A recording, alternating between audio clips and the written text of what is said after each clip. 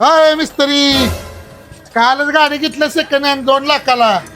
पण जरा इंजिन मध्ये आवाज येतोय, जरा बघा की. चला बघतो.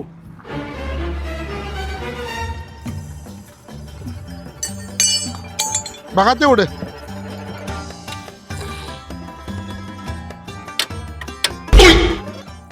गाडीचा आरसा बदलाय पाहिजे ती.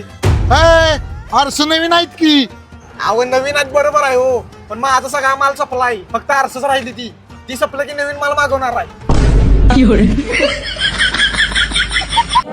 एक नंबर. डिगी उडून बघतो.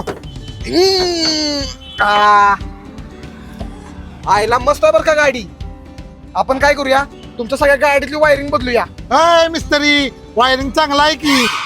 बरोबर आहे, पण कसं आहे, माझं पण शेवटी पोटा पाण्याचा प्रश्न आहे. दिवसाची हजेरी निघली पाहिजे का नाही. पिकमी पण भरायला लागते मला. अरे मिस्त्री, माझ्याकडनं वसूल करायला बसलायस मी. वय वय, तुम्हाला कसं माहित.